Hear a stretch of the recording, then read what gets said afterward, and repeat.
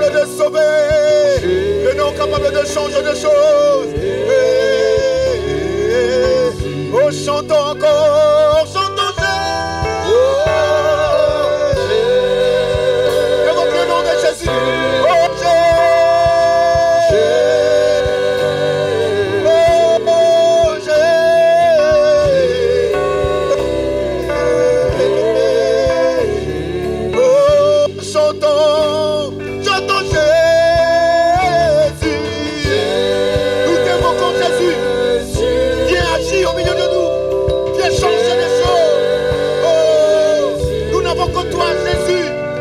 notre appui, c'est toi notre soutien, c'est toi notre bon berger.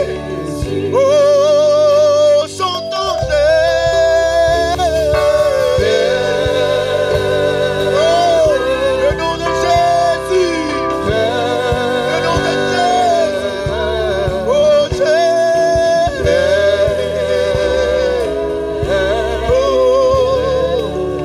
Oh, chantons.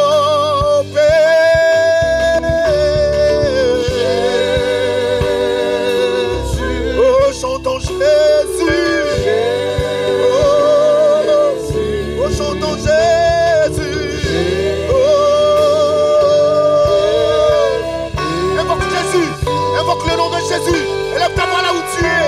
Évoque la présence de Dieu en ces lieux. Jésus, Jésus, Jésus, nous t'invoquons. Viens, quand tu es là, tout change. Tu es le Dieu qui a le dernier mot en toutes choses. Jésus, nous avons besoin de toi. Viens nous faire du bien. Oh Yahweh, tu n'as pas regardé nos manières, mais tu as accepté de te livrer à la croix. Tu t'es donné en sacrifice. Tu t'es donné en sacrifice pour nous racheter de nouvelles manières. C'est pour ça, Yahweh, nous t'invoquons. Viens, viens pour ma situation. Viens pour mon problème. Viens pour ma famille. Viens pour tout ce que je fais. Oh, chantons Jésus.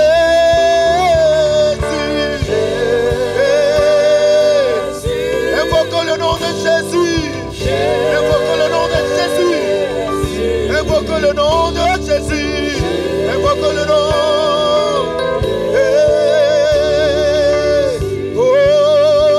Chantons Jésus. Nous avons besoin de toi. Seul nous ne pouvons rien. Viens nous assister. Viens nous aider. Viens marcher avec nous. Viens marcher avec nous. Oh, chantons, chantons Père.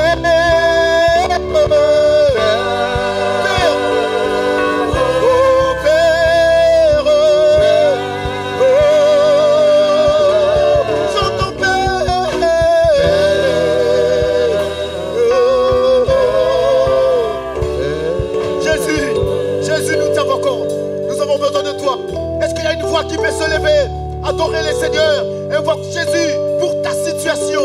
Invoque Jésus pour ton cas, pour ton problème. Il n'y a que lui. Il n'y a que lui. Il n'y a que lui qui peut. Il n'y a que lui qui est capable. Il n'y a que lui. Invoque le nom de Jésus. Invoque le nom de Jésus. Ah Yahweh. Jésus, nous avons besoin de toi. Jésus, nous t'invoquons. Viens pour ta situation. Je ne peux rien faire. J'ai besoin de toi.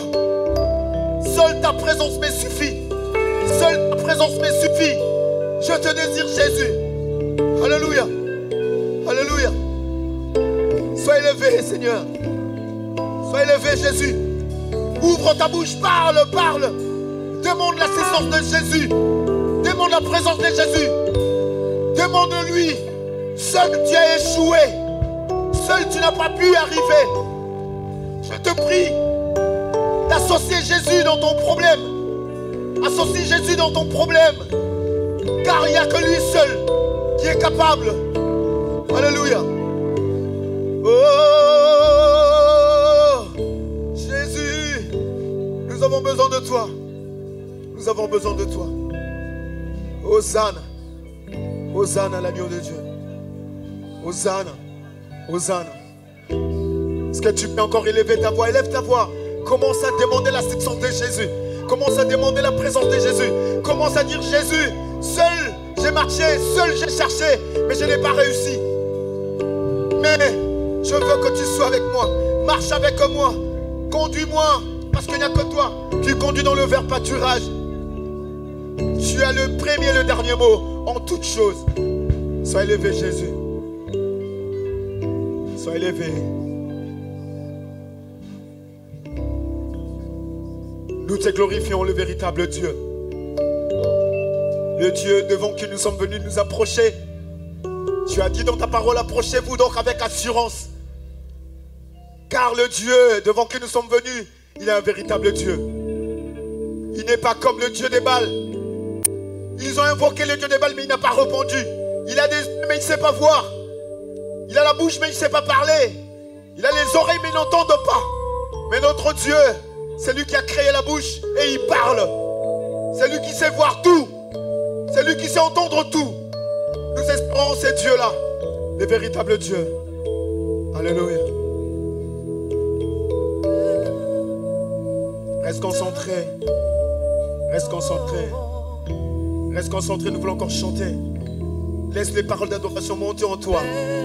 Ne te retiens pas. Nous adorons Jésus. Alléluia. Nous t'élèvons. Nous t'élèvons, Jésus. Ce matin, Père, nous t'adorons. Oui, nous t'adorons. Oh yes. Père, nous t'élèvons. Oui, nous t'élèvons, Jésus. Tu es le Dieu de ma vie. Le Dieu de ma vie. Jésus. En toi j'ai trouvé. En toi. Le salut. Le salut. En toi, Reçois au Père l'adoration. Reçois l'adoration de nos lèvres ce matin qui monte devant de ton trône de grâce. Des cœurs que tu as sauvés. Alléluia. Hosanna. Hosanna Jésus. À la je veux t'adorer. Nous voulons t'adorer encore, encore et encore. Encore et encore t'adorer Jésus. Je veux t'adorer.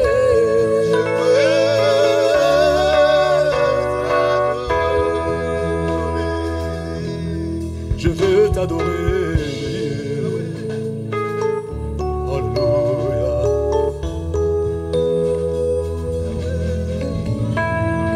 Père, nous t'adorons.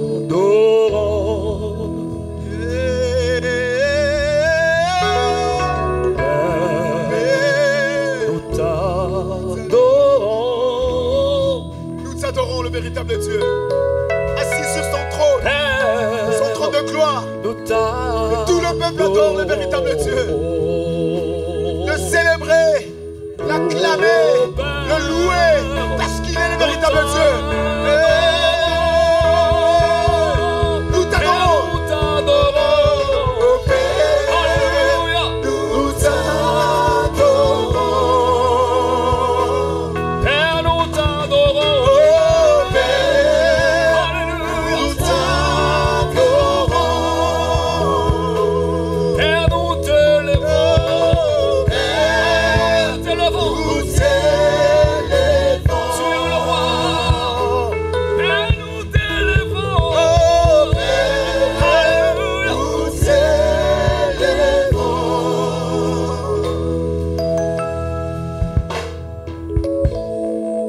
Tu es le roi de gloire. Le roi de gloire qui mérite nos acclamations. Est-ce que nous pouvons acclamer les seigneurs? Acclame ce roi de gloire, acclame-le.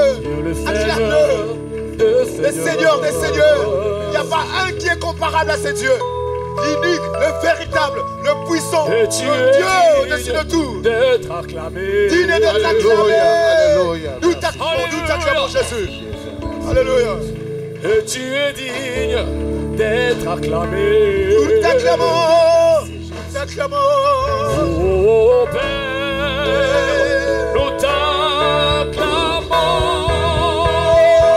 Père, nous t'acclamons.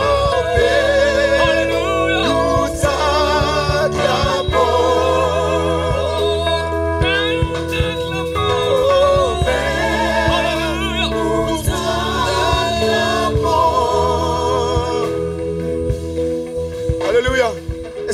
continue à acclamer les seigneurs Oui, merci. et préparer ton cœur à recevoir la parole de Dieu. En même temps, nous saluons l'église Oracle en ligne. Les frères et sœurs, même ceux-là qui sont au travail, nous vous saluons et nous demandons que la grâce qui coule en ces lieux puisse couler aussi sur vous. Alléluia, alléluia. Alléluia. Oh, Amen. Est-ce qu'un cœur est rempli aussi ce matin? Est-ce que tu as senti ton cœur être rempli de la présence des dieux? Amen. C'est quand tu sens comme ça que certainement la bonne part te revient. Et tu es un homme béni ce matin. Amen. Tu es une femme bénie ce matin. Amen. Est-ce que tu peux acclamer à notre nom? Nous appelons le prédicateur du jour. Nous appelons le pasteur Achille qui va nous apporter la parole. Et nous continuons à acclamer, acclame les Seigneurs. Nous le recevons au nom de Jésus. Alléluia.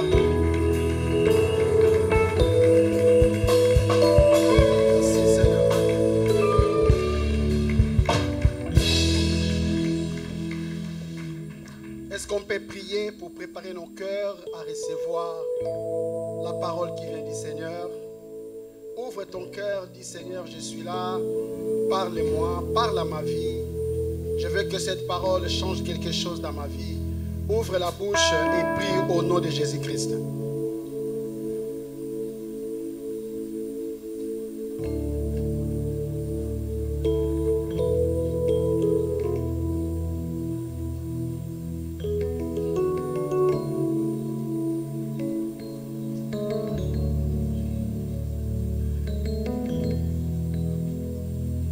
Éternel, nous voulons encore te dire merci. Béni soit ton Saint-Nom. Toi qui es le véritable Dieu, toi qui fais toutes choses selon ton bon plaisir.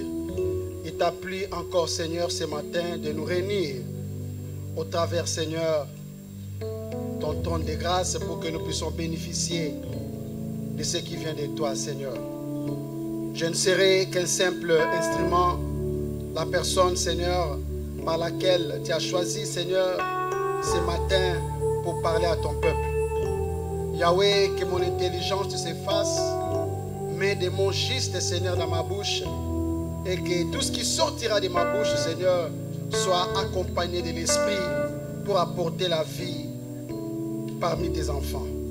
Béni soit encore ton Saint-Nom, au nom puissant et glorieux de Jésus-Christ, nous t'avons prié. Amen. Est-ce qu'on peut continuer à acclamer?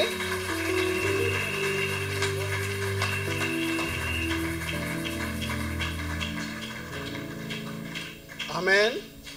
Voilà, on va rester debout, comme ça on va s'asseoir une fois pour toutes. Nous allons dans les livres de Jean, chapitre 1er, le verset 1er. Je lis la parole de Dieu dans le livre de Jean, chapitre 1er, au verset 1er, au nom de Jésus-Christ. Amen.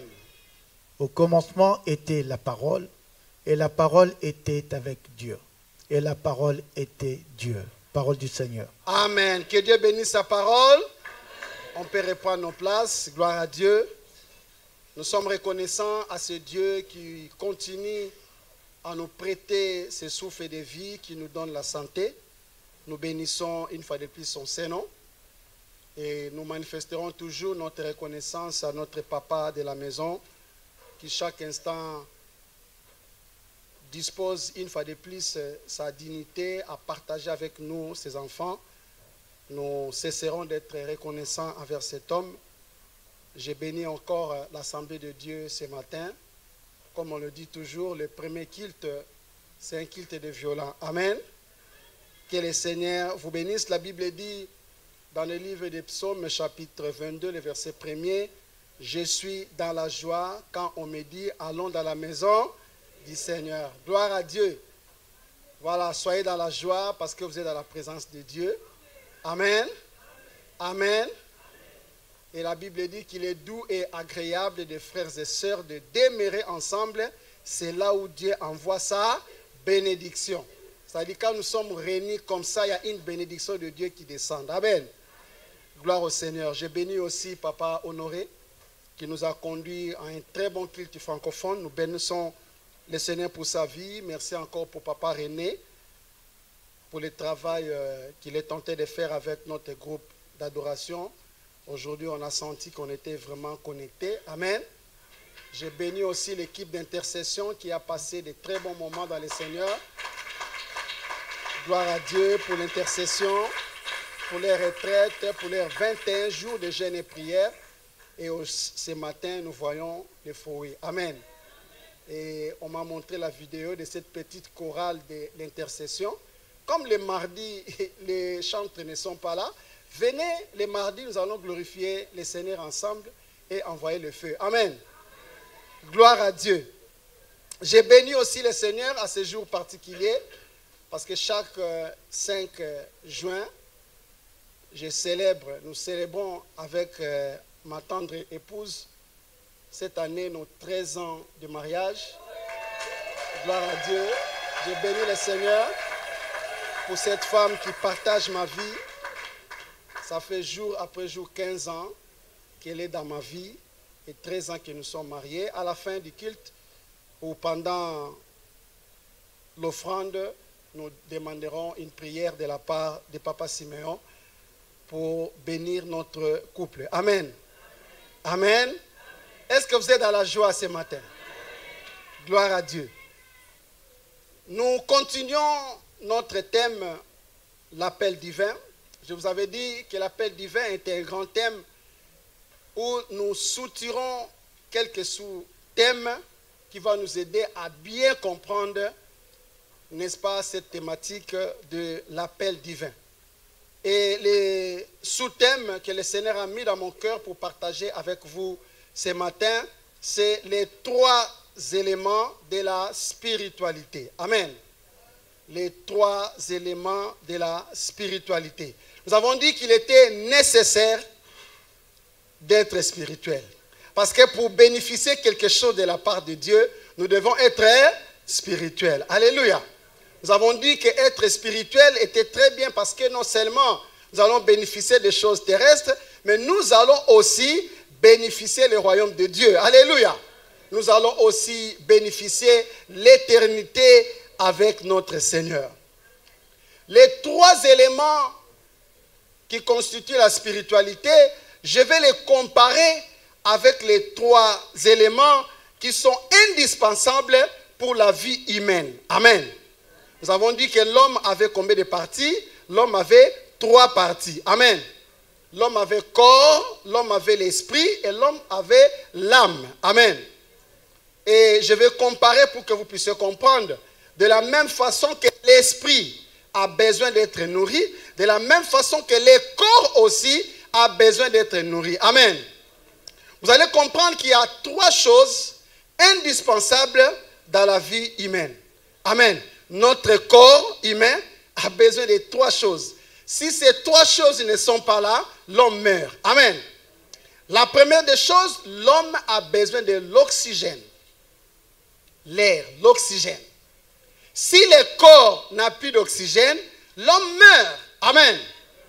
Et cette mort que le médecin appelle mort par asphyxie, c'est-à-dire la personne a manqué d'oxygène et la personne est partie. Amen. Deuxième chose que notre corps a besoin, c'est l'eau. Notre corps contient au moins 60% d'eau. Amen. Et quand le corps humain n'a plus d'eau, l'homme va mourir. Les médecins vont dire mort par déshydratation. Ah oui, amen. La troisième des choses que notre corps a besoin, c'est le sang. Amen. Si le corps n'a pas le sang, l'homme va mourir. Or, le corps humain contient au moins 5 litres de sang. Mais dès que tu perds 1 litre de sang, ils vont dire que ta vie est en danger. Le pronostic vital est engagé. C'est que l'homme va mourir. Amen. Et là, les médecins vont dire, ça c'est mort par exsanguination. Ces 3 choses, si l'homme n'a pas ça, l'homme meurt. Et ces 3 choses, tu ne peux pas les dissocier. Tu ne peux pas les séparer. C'est-à-dire, si tu as le sang, tu as l'air, mais tu n'as pas l'eau, tu vas mourir. Il faut qu'il y ait les 3 choses. Si les 3 choses ne sont pas là, tu mourras. Tu peux avoir l'eau et le sang, mais si tu manques l'oxygène, tu meurs. Vrai ou faux? Est-ce qu'on peut acclamer le Seigneur pour cette vérité? De la même façon que le corps physique a besoin de ces trois éléments, de la même façon aussi, l'esprit a besoin de trois éléments. Amen. Les trois éléments qui constituent la spiritualité ne peuvent pas aussi être dissociés. On ne peut pas les séparer. Alléluia. Nous allons définir premièrement c'est quoi la spiritualité. Oui, dans un français académique, on nous dit que la spiritualité, c'est une qualité de ce qui est esprit. C'est une qualité de ce qui est dégagé de toute matérialité. On nous dit que la spiritualité, c'est des croyances et des pratiques qui concernent la vie de l'âme. En un mot, qu'est-ce qu'on veut nous dire par toutes ces définitions? On veut tout simplement nous dire que la spiritualité, c'est quand l'homme a des croyances et des pratiques qui sont liées à une religion ou à une foi. Amen. Nous remarquons souvent, il y a des personnes qui ne mangent pas telle chose, telle chose. Ils ne peuvent pas les manger. Mais cela est dû à quoi? Cela est dû à sa spiritualité. Parce qu'il ne peut pas les manger par rapport à sa foi, par rapport à sa religion. Vous allez voir, il y a des personnes qui s'habillent toujours de telle manière. C'est des personnes qui n'aiment pas parler comme ça, comme ça. C'est-à-dire, à leur façon de faire, leur façon d'agir, leur façon de s'habiller, ces personnes-là défendent une spiritualité. Alléluia. Mais il y a beaucoup de spiritualités. Aujourd'hui, j'ai épinglé 5 spiritualités qu'on peut trouver sur cette terre des hommes. Il y a premièrement la spiritualité musulmane qui est liée à la croyance islamique. Amen. Il y a la deuxième spiritualité, la spiritualité bouddhiste, qui est liée aussi à la croyance bouddhiste. Il y a la troisième spiritualité, la spiritualité occulte, des occultistes, qui est liée aussi à la foi occulte. La quatrième spiritualité, la spiritualité athéiste, qui est liée aussi à une croyance athéiste. Les personnes qui disent qu'ils ne croient pas en Dieu, mais ces personnes croient à autre chose. Alléluia. Et dans cette façon de ne pas croire en Dieu, de croire à autre chose, ils ont des façons de faire pour manifester cette croyance. Alléluia. Et la dernière des spiritualités qui nous concerne, c'est la spiritualité chrétienne, qui est basée sur la foi chrétienne. Est-ce qu'on peut acclamer le Seigneur pour cette spiritualité et gloire à Dieu? Alors, il existe 3 éléments, nous avons déjà vu cela. Il y a premièrement la parole de Dieu, deuxièmement la prière, troisièmement la vie de la sanctification.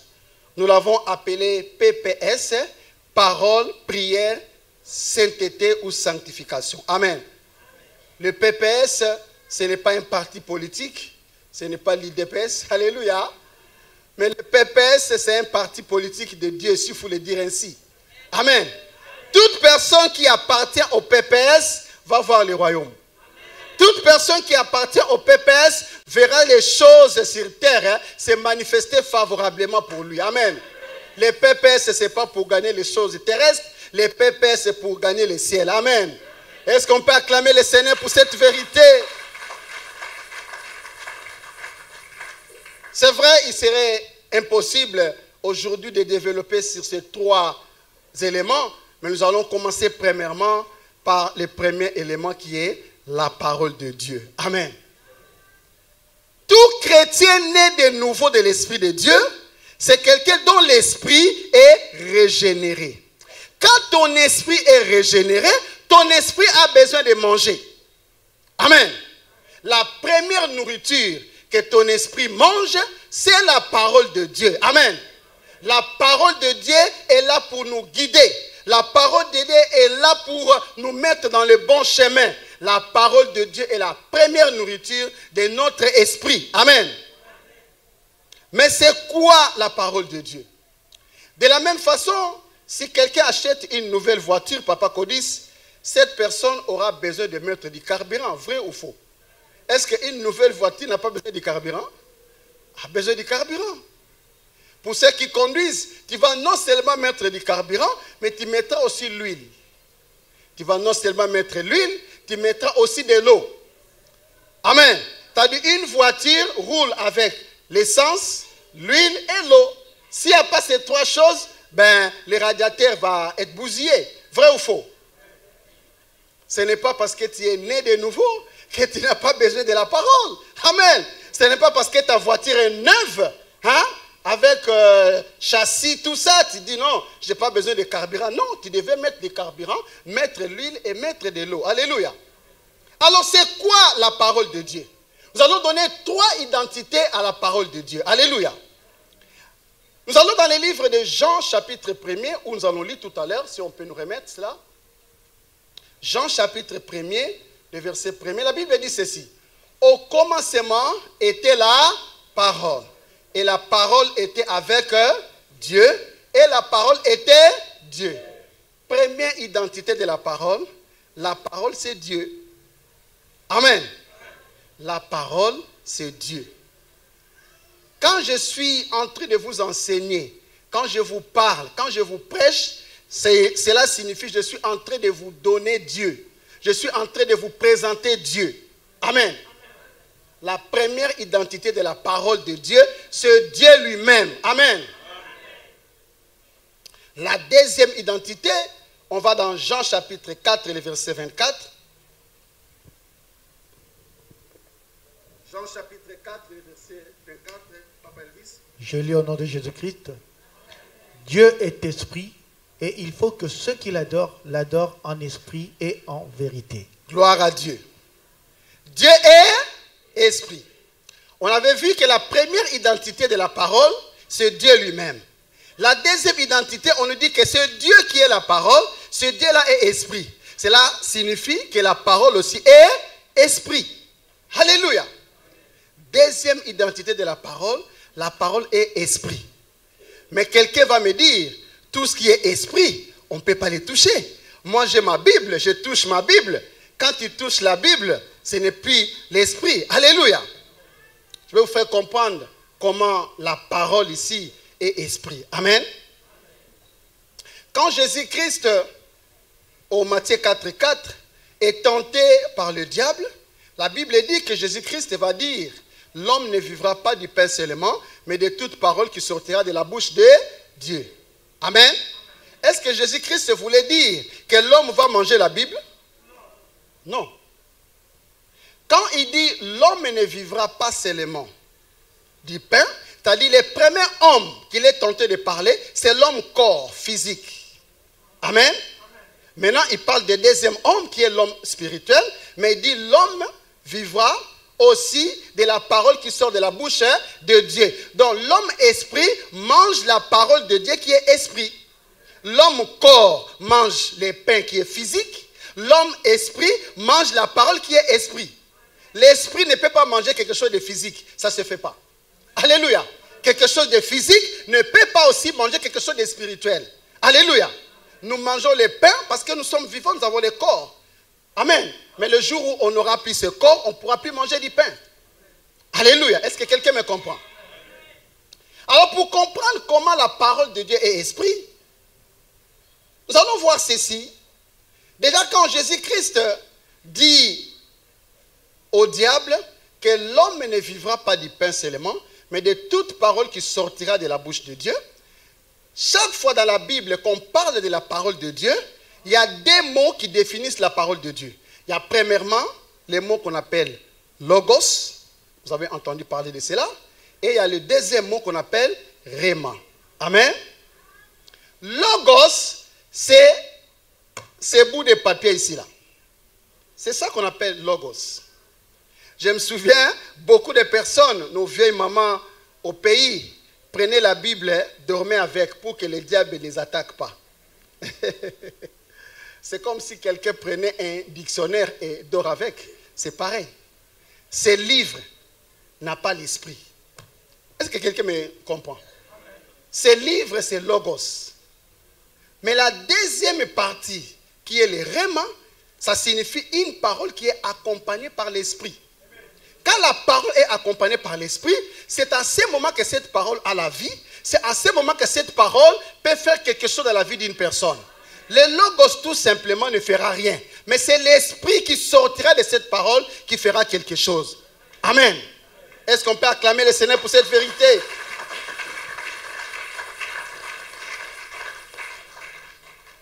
Quand est-ce que la parole qui est logos devient rhéma? Premièrement, quand la personne pratique la parole. Nous sommes dans le livre de Jacques, chapitre 1er, le verset 22. La Bible dit, mettez en pratique la parole et ne vous bornez pas à l'écouter. Quand quelqu'un met la parole de Dieu en pratique, cette parole de Dieu change. De logos devient rhéma. Alléluia. C'est-à-dire cette parole prend maintenant la forme de l'esprit pour agir dans sa vie. Dans 2 Corinthiens chapitre 3, le verset 6, la Bible dit ceci. La loi écrite amène à la mort, mais l'esprit amène à la vie. La loi écrite, c'est tout simplement cette Bible. Cette Bible, c'est la loi écrite. Mais dans cette Bible, il y a la vie qui est dedans. Et la vie qui est dans cette Bible, c'est l'Esprit de Dieu. Amen. Amen. Jean chapitre 6, le verset 63 plutôt. Jean 6 et 63. La Bible dit ceci. C'est l'Esprit qui vivifie. La chair ne sert de rien. Les paroles que je vous ai dites sont esprit et vie. Amen. Quand il pratique cette parole devient esprit et vie. Amen. Amen. Vous allez voir le jour où Jésus-Christ va ressusciter Lazare. Jésus-Christ est devant la tombe de Lazare. Il dit à Marthe, je t'avais dit, si tu crois, tu verras la gloire de Dieu. Il tourne vers cette tombe. Il déclare, Lazare sort. Quand il dit Lazare sort, ce n'est plus logos, c'est rhéma. Amen. C'est-à-dire c'est une parole qui est accompagnée avec l'esprit. Et quand une parole est accompagnée avec l'esprit, il y a la vie dans cette parole. Amen. Si il était possible de faire des films fiction, vous allez voir que quand Jésus-Christ criait, Lazare sort, il y avait une sorte de lumière qui sortait de sa bouche, qui partait vers la tombe, qui touchait Lazare, et Lazare revenait en vie. Amen. C'est que chaque fois qu'il y a une parole rhéma qui est prononcée, cette parole est accompagnée de l'esprit, c'est-à-dire accompagnée de la vie. Amen. Pour ceux qui étaient là le mardi, qui était là le mardi? Voilà, le pasteur avait témoigné et c'était édifiant. Le pasteur avait dit, pendant la prière, l'évangéliste Elvis proclamait la parole. Amen. Il proclamait la parole. Le pasteur Siméon, là où il était, il a mis ses mains sur la tête. Vous savez, quand nous mettons nos mains sur la tête, nous demandons que Dieu fasse quelque chose pour nous. Amen. Donc, mettre la main sur la tête, c'est symbole de demander à Dieu de faire quelque chose. Amen. C'est comme si c'est Dieu qui t'imposait la main. Alléluia. Le pasteur revenait, comme il avait témoigné, chez les médecins.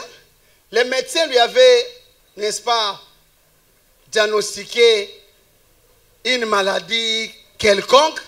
Vous savez, souvent, quand les médecins, avec leurs termes là, souvent nous, on est paumés.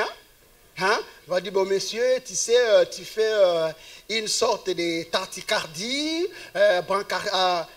bradycardie, arythmie. Là. Nous, on ne comprend pas. Les tachycardies, les bradycardies, les arythmies, nous, on ne comprend rien. Mais qu'est-ce que tu veux me dire? Alléluia. Et souvent, ça fait peur les mots là. Alléluia. Tachycardie, c'est tout simplement quand le cœur bat plus de 100, ça bat vite. Bradycardie, quand le cœur bat moins de 50. Amen. Arythmie, quand le cœur bat d'une façon irrégulière. C'est tout simplement cela. Mais et dans leurs termes-là, ça fait peur. Alléluia. Mais le pasteur revenait de ce genre de réflexion. Et quand il est arrivé ici, le pasteur a mis sa foi. Quand papa Elvis déclarait la parole, le pasteur a mis sa main sur la tête.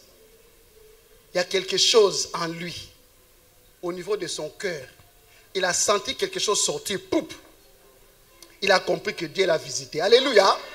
Et quand le pasteur est passé devant, il a témoigné. Il a dit, ce que l'évangéliste vient de faire, c'était une rhéma pour moi. Et le pasteur, le même jour, il a scellé. Papa Elvis, soyez béni. Amen. Le pasteur a scellé cette parole. Et le pasteur a déclaré, ce qui vient de se faire dans ma vie, je crois que quand je vais aller faire encore des examens approfondis, il n'y aura rien. Amen. Effectivement, vous savez souvent, les médecins, quand ils te recommandent, c'est un spécialiste. Parce que lui, il a vu telle chose. Mais il dit, pour être sûr, je t'envoie chez les spécialistes. Alléluia. Le pasteur va chez les spécialistes, hein, toute une batterie des examens. Fais ceci, fais cela, mets ici, mets ici, fais ceci. Et à la fin, il appelle le pasteur. Il dit, mais pourquoi notre médecin t'a prescrit tout ça? Mais moi, en voyant les courriers, pour moi, je voyais comme si il y a quelque chose de dangereux. Mais malgré tous les examens que je vous ai faits ici, il n'y a rien. Oh, gloire au Seigneur. Le pasteur, ah bon? Il dit oui. Moi, je suis un cardiologue spécialiste. Regarde les machines, tout ce que j'ai ici là. J'ai tout utilisé, il n'y a rien. Amen. Mais cette guérison vient d'où? Vient de la parole de papa Elvis lâchée ici. Cette parole était une forme de rhéma. Cette parole est partie toucher le cœur de papa Siméon. C'est avec quelque chose de mauvais, cette chose est sortie. Alléluia. C'est pourquoi je prophétise sur ta vie. Chaque fois qu'il y aura une parole rhéma qui sera citée du haut de cette chair, cette parole viendra dans sa vie. S'il y a une maladie, cette parole touchera la maladie, la guérison va s'opérer. Je prophétise au nom de Jésus-Christ. Chaque fois qu'il y aura une parole rhéma qui sera prononcée ici, quand cette maladie tout viendra, quand cette parole plutôt touchera ta stérilité, tu auras d'enfants. Quand cette parole touchera ton célibat, tu seras marié. Est-ce que quelqu'un le croit? Est-ce que quelqu'un le croit? Est-ce que quelqu'un le croit? Alléluia. Parce que quand la parole rhéma sort, il y a la vie dedans. Et quand ça touche, peu importe la situation qui était dans cette vie, cette situation va changer. Est-ce que quelqu'un le croit? Est-ce qu'on peut acclamer le Seigneur pour cela? Gloire au Seigneur. Troisième identité de la parole. Nous sommes dans le livre de Jean, chapitre 1er, le verset 4. La Bible dit ceci. En elle était la vie, et la vie était la lumière. Retenez des choses. Pour connaître la troisième identité de la parole, on nous dit premièrement, cette parole est vie, et dans cette parole, il y a la lumière. Amen. Jean chapitre 1er, le verset 14. Je n'ai pas donné, mais vous allez noter. Jean 1er, le verset 14. La Bible dit que cette parole, est-ce que tu peux nous mettre ça? C'est possible? Jean 1er, le verset 14, ça sera très bien qu'on puisse lire cela pour comprendre la troisième identité de la parole.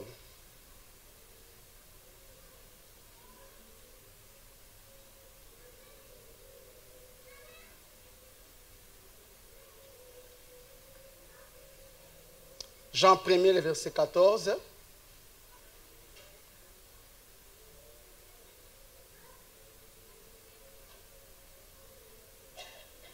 Allez-y, papa Elvis.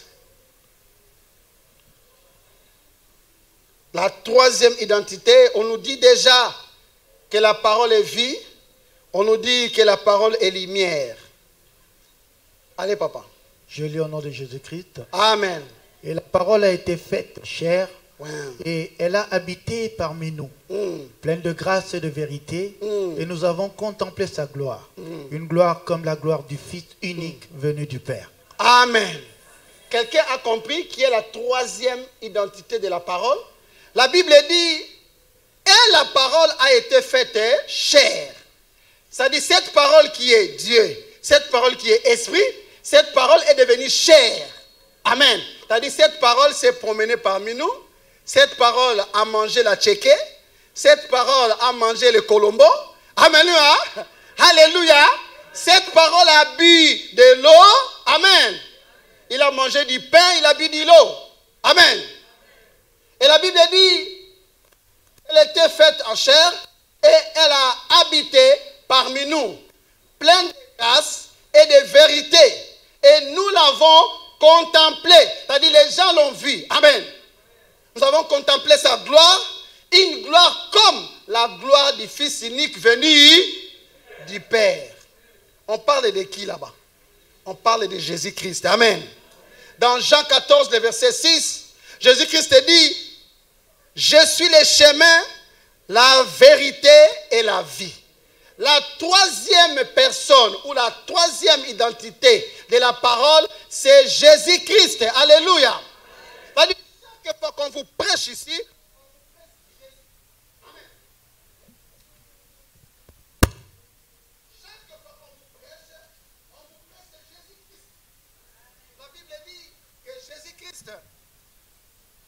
Jésus-Christ est la vie. On a vu que la parole était la vie. On a vu que la parole était lumière. Jésus-Christ est lumière. On a vu que la parole était la vérité. Jésus-Christ est la vérité. On a vu que la parole était le chemin. Jésus-Christ est le chemin. La troisième identité de la parole, c'est Jésus-Christ. Amen. Chaque fois qu'on vous prêche la parole, on vous prêche Dieu, on vous prêche l'Esprit et on vous prêche Jésus-Christ. Amen. Vous allez remarquer, bien aimé, dans l'ancien temps, quand il fallait demander de l'aide ou invoquer Dieu, on l'invoquait toujours avec un nom spécifique. Les théologiens, ils disent qu'il y a au moins 99 noms qu'on appelait Dieu. Amen. Pour quelqu'un qui était malade, quand il mettait ses mains en haut pour demander la guérison, il disait, Jéhovah quoi? Rapha. Amen. Il disait, Jéhovah Rapha. C'est-à-dire, le Dieu qui guérit. Mais la Bible dit, Jésus-Christ a fait quoi? A guéri. Aujourd'hui, tu n'as plus besoin de rappeler à Dieu qu'il est Jéhovah Rapha, mais le nom de Jésus-Christ sauve déjà. Le nom de Jésus-Christ guérit déjà. Amen. Dans l'ancien temps, si tu avais besoin de quelque chose, tu devais prier le Jéhovah Jireh, le Dieu qui pourvoit. Mais on voit combien Jésus-Christ a multiplié 5 pains et 2 poissons. Alléluia.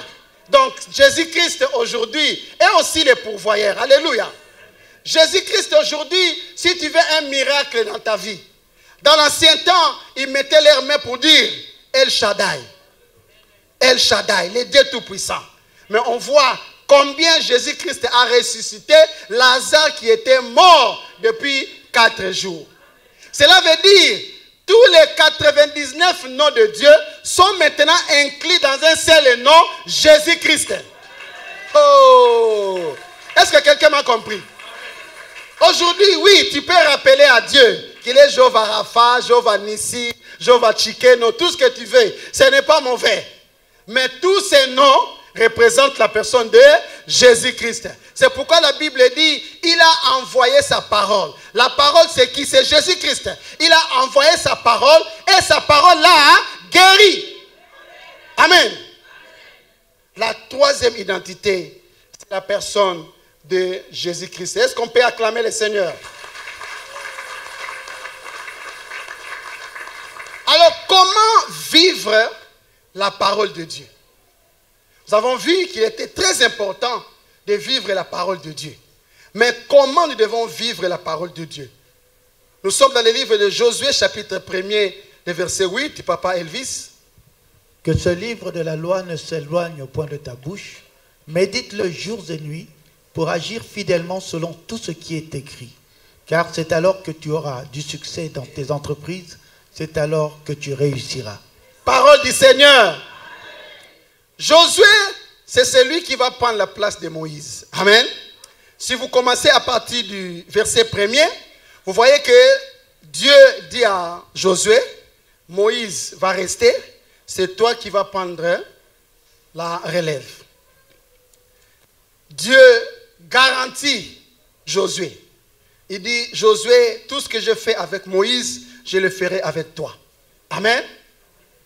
Personne ne pourra te résister, tu vas gagner partout. Alléluia. Mais il dit, pour que cela arrive, tu dois agir fidèlement selon toutes les lois que Moïse t'avait laissées. Alléluia. C'est alors maintenant, le verset 8, il va dire que ce livre de la loi, c'est-à-dire tout ce que Moïse t'avait laissé, est représenté par les livres de la loi. Alléluia. C'est là où il dit maintenant que ce livre de la loi ne s'éloigne point de ta bouche. Médite jour et nuit pour agir fidèlement selon tout ce qui est écrit. Car c'est alors que tu auras du succès, c'est alors que tu réussiras dans tes entreprises. Josué a besoin de réussir. Il a vu ce que Moïse a fait. Il dit, Dieu, tu me donnes les commandements, mais comment je vais faire? Alléluia. Il nous arrive aussi souvent qu'on a de nouvelles responsabilités. On a un challenge à faire. On s'est dit, mais Dieu, je ne sais pas comment je vais commencer. Oui, Josué aussi s'est posé les questions, mais je vais faire comment? Dieu a dit, calme-toi. Respecte seulement ce que Moïse t'a laissé. Alléluia. Et c'est dans ce verset 8 que nous allons comprendre comment vivre la parole. Alléluia. Premièrement, pour vivre la parole, il faut connaître la parole. Amen. Tu ne peux pas vivre la parole si tu ne connais pas. Amen. Ah oui. Comment tu peux vivre quelque chose que tu ne connais pas? Amen. Amen. Je me souviens encore au pays. Hein? Les gens voulaient faire comme s'ils vivaient en Europe. Je voyais les gens dans notre faux... comment on appelle ça? Langa, c'est quoi? C'est vers août comme ça là. Quand il fait un peu froid, saison sèche, les gens vont mettre de fourrure. Je dis, mais fourrure à combien de degrés? Tout ça parce que les gens veulent faire comme s'ils étaient en Europe. Amen. Mais si tu les ramènes ici, il va mourir. Alléluia. Cela signifie, si tu ne connais pas quelque chose, tu ne pourras jamais la pratiquer. Si tu ne connais pas la parole, tu ne pourras jamais la pratiquer. La première des choses pour vivre la parole, tu dois connaître la parole. Un exemple typique. Jésus-Christ est devant le diable. Jésus-Christ dit, l'homme ne vivra pas seulement du pain. Mais d'où Jésus-Christ a pris cette parole? Il n'a pas inventé. Cette parole, on la trouve dans Deutéronome chapitre 8, le verset 3. Vous voyez, c'est très loin. Hein? Donc Jésus-Christ s'est souvenu que dans Deutéronome chapitre 8, le verset 3, Dieu a dit que l'homme ne vivra pas du pain seulement, mais de toute parole qui sortira de la bouche de Dieu. C'est que Jésus-Christ connaissait la parole. Amen. Beaucoup ne connaissent pas la parole. Amen. Devant les problèmes, tu dois confesser la parole. Mais si tu ne connais pas cette parole, tu vas confesser quoi? Je vois souvent les gens prier au nom de Jésus, sans effet. Au nom de Jésus, sans effet. Oui, c'est bien. Mais prononce une parole. Alléluia.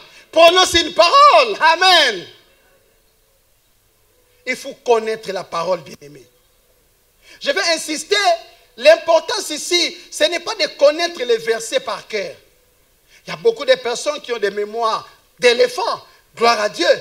Mais Jésus-Christ n'a pas dit qu'il est écrit dans Deutéronome chapitre 8, le verset 3, l'homme ne vivra pas. Jésus-Christ n'a pas cité Deutéronome. Il a juste cité la parole qui était dans Deutéronome. Est-ce que quelqu'un me comprend? Ce n'est pas important de retenir. Ça, c'est secondaire. Amen.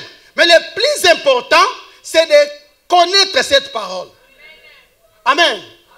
Matthieu 7, 7, cherchez en vous, demandez en vous. Oui, vous devez connaître, même si tu ne sais pas que c'est Matthieu 7, 7. Amen. Amen. Exercez-vous, bien-aimés. Pour connaître la parole, il faut lire la parole. Hein? Jean chapitre 3, le verset 16. Dieu a tant aimé le monde. Même si tu ne connais pas que c'est Jean 3, 16, toi dis seulement que Dieu a dit dans la parole. Amen. Que l'homme, oui, toi prononce seulement que Dieu a tant aimé le monde qu'il a envoyé. Alléluia.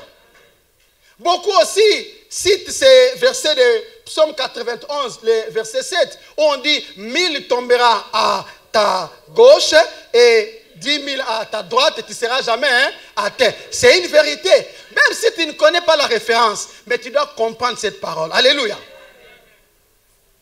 Mais comment connaître la parole? Il faut la lire. Combien passe le temps pour lire? Je vais vous dire, bien aimé, même 15 minutes par jour suffit à comprendre la parole. 15 minutes par jour. Mais nous passons combien de temps avec les théâtres? Mario Sombo, hein? Alléluia. Nous passons combien de temps sur le Facebook à envoyer des photos? Et des commentaires. Ah, t'as pas vu? Souvent, c'est des temps perdus. 15 minutes seulement. Aujourd'hui, la technologie nous a encore facilité. On a même des Bibles dans nos téléphones. Même quand tu pars au travail, tu peux lire la Bible. Alléluia. Ah oui. Tu peux lire. Même quand tu conduis. Aujourd'hui, il y a l'application audio. C'est-à-dire, tu mets, quelqu'un est tenté de lire pour toi. C'est pas mauvais. Parce que tu écoutes la parole. C'est quand tu lis, c'est quand tu écoutes que tu vas connaître la parole. Amen. Est-ce qu'on peut acclamer le Seigneur pour cela? Gloire à Dieu. Deuxième manière pour vivre la parole, on a dit premièrement, il faut connaître la parole. Deuxièmement, il faut méditer.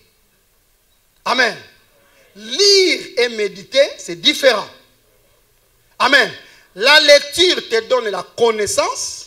La méditation va produire quelque chose dans ta vie. Méditer veut dire réfléchir.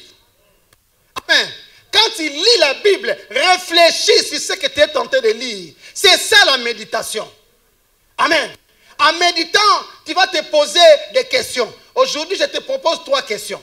Quand tu lis et tu commences à méditer, pose-toi la première des questions. À qui cette parole était adressée?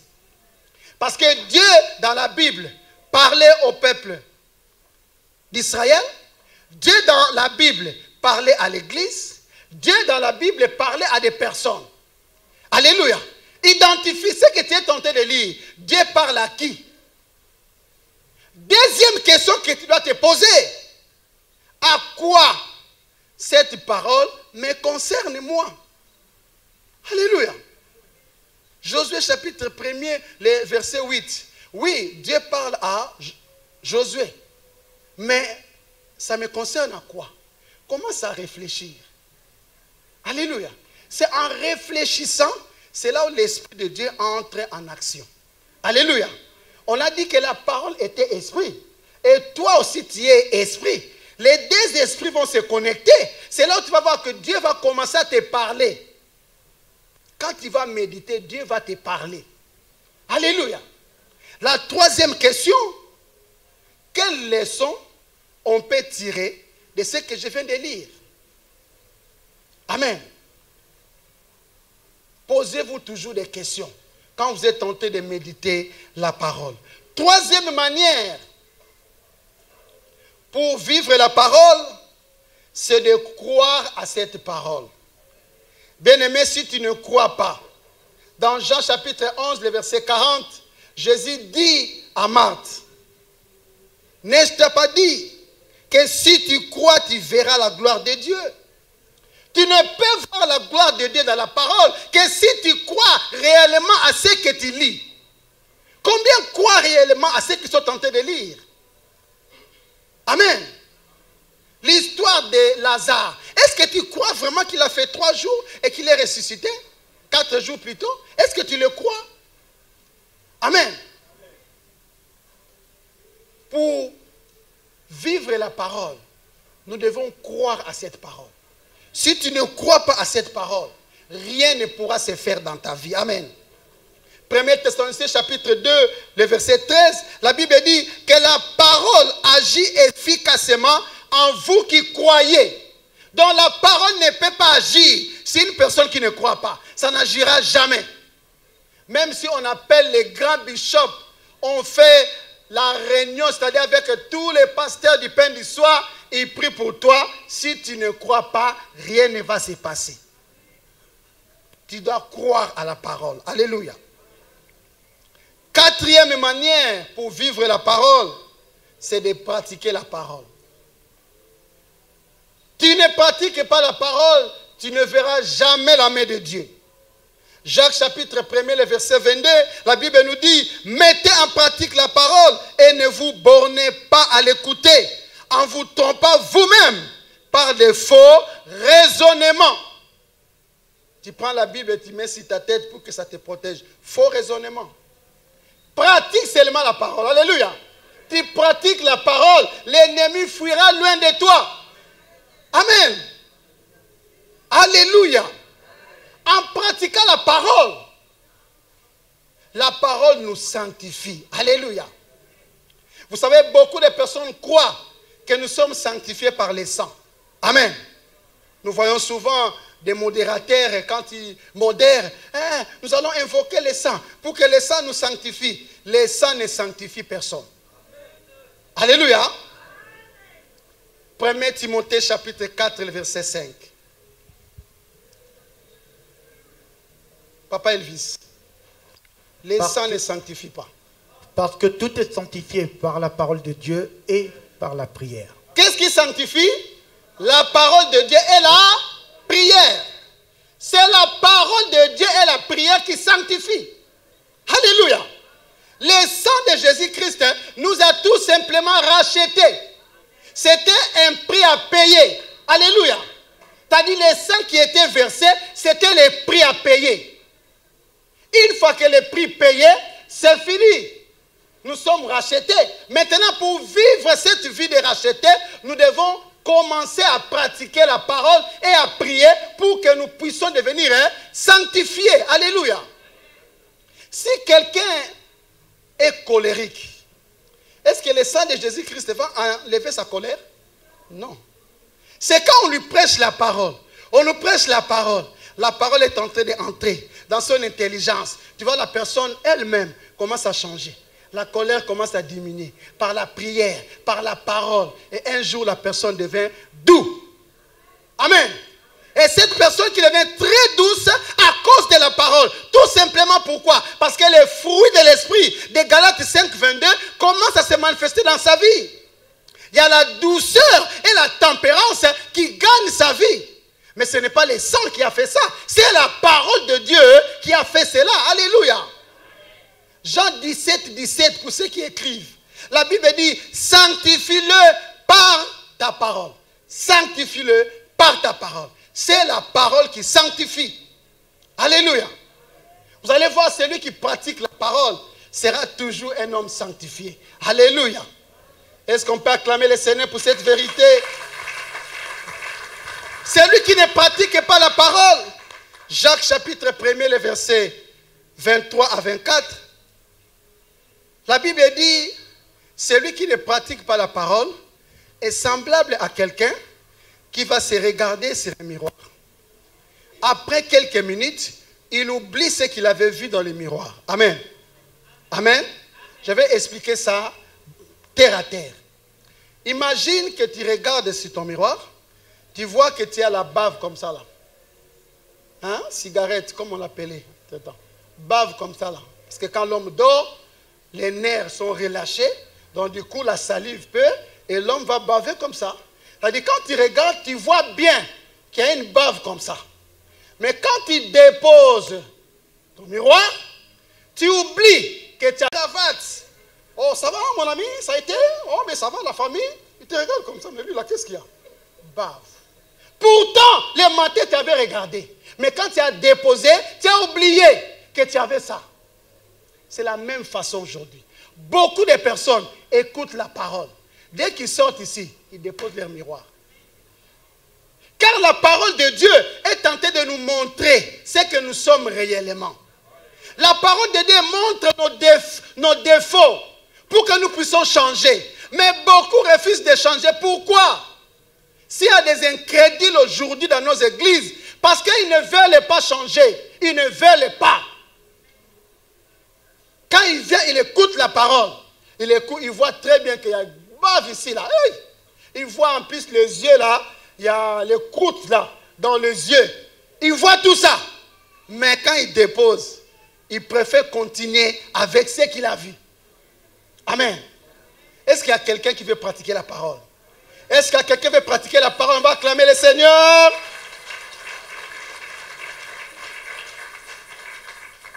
Les bienfaits de la parole, bien-aimés. La parole de Dieu guérit. La parole de Dieu, c'est une lumière.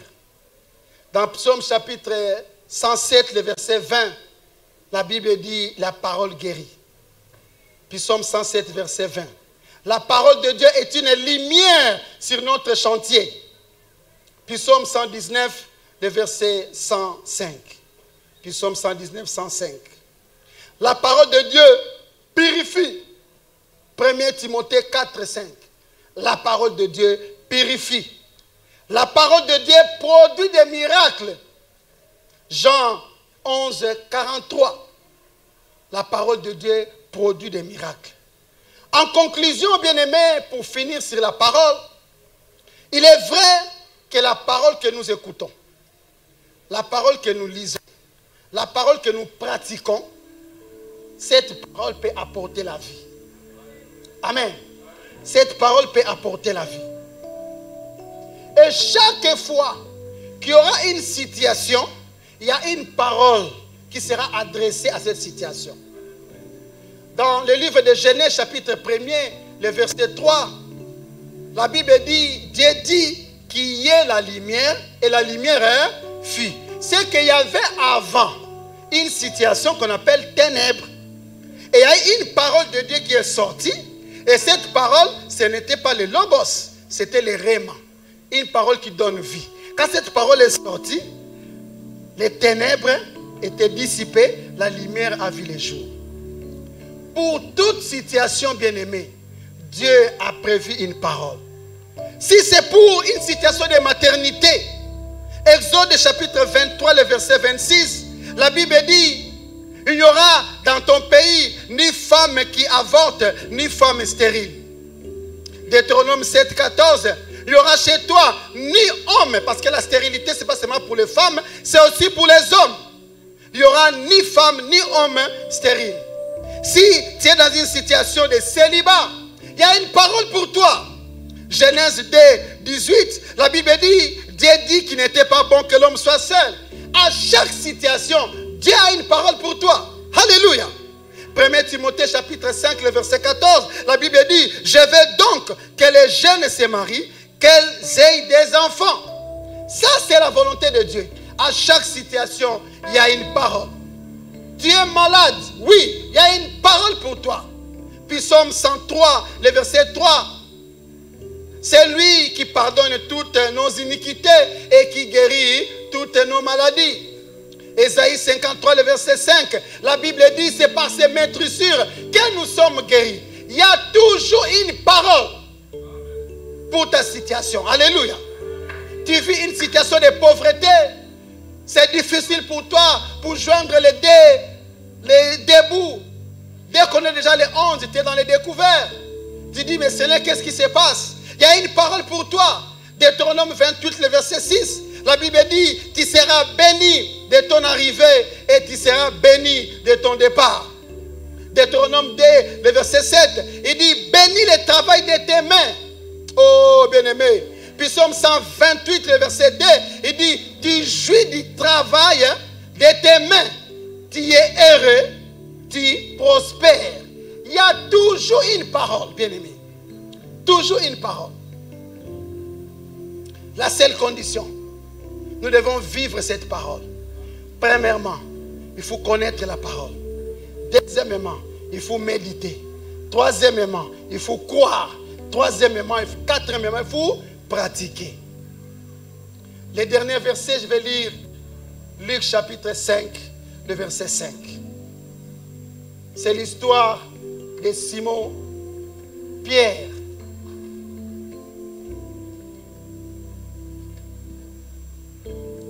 Simon lui répondit, Maître, nous avons travaillé toute la nuit sans rien prendre.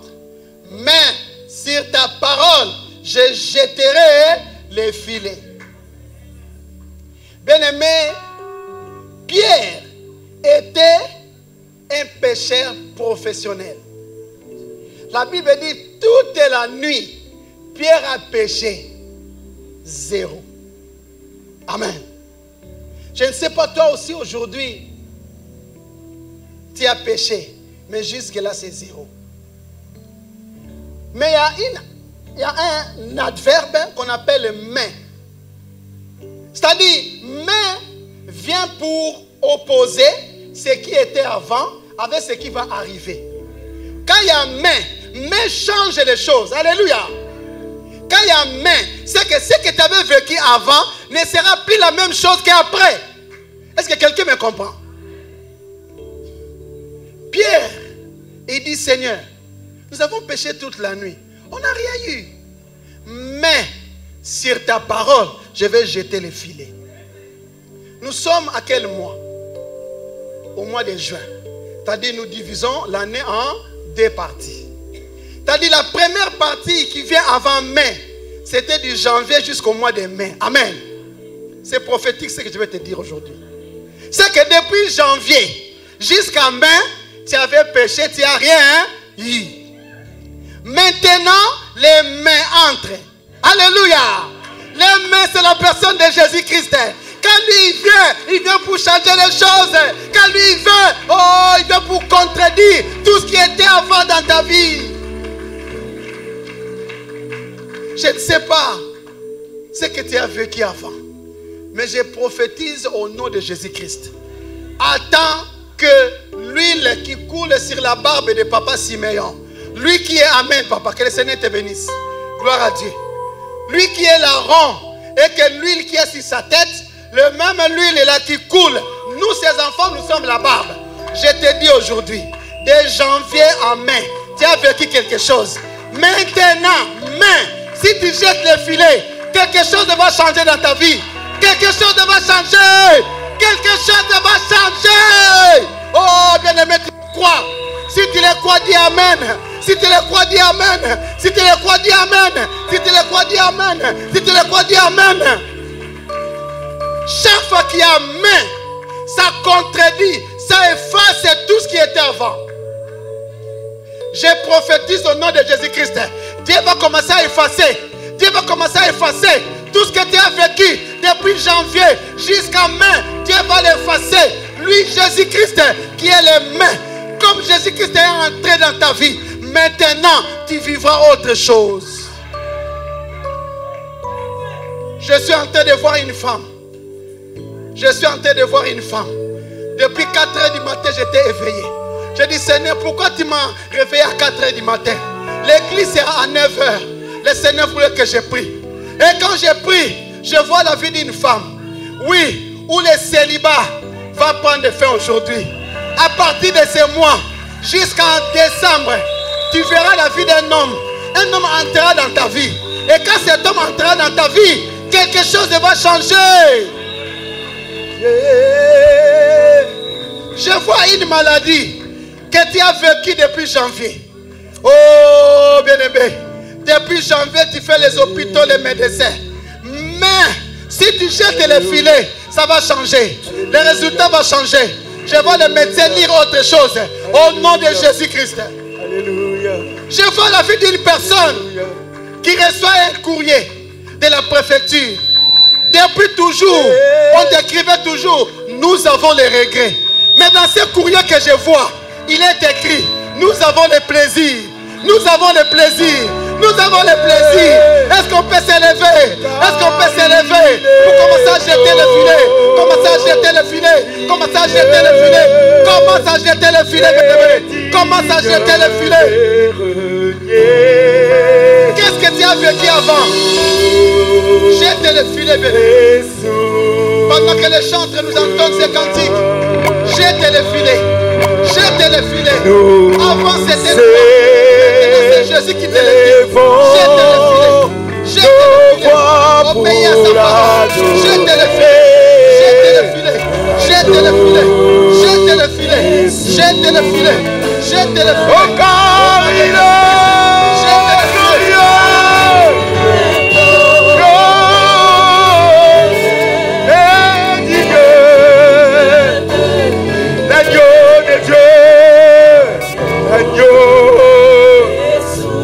Souverain. Oh oui, nous élevons nos mains, nous attendons que toi, qu'on voit pour t'adorer, te célébrer. Oh l'agneau,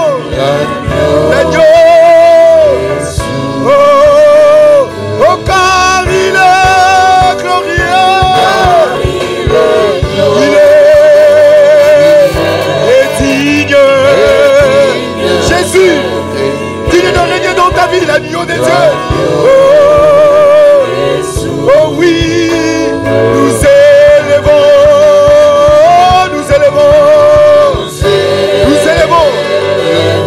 nos mains pour t'adorer. Oh,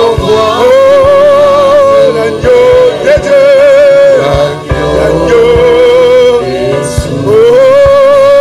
l'agneau des dieux, souverain. L'agneau et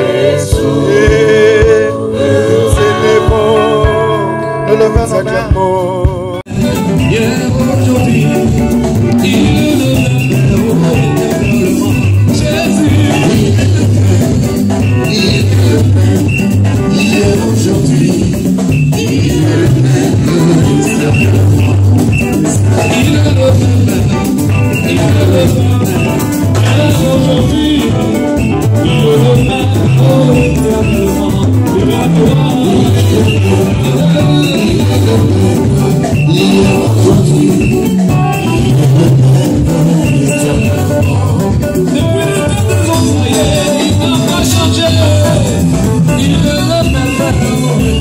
mains.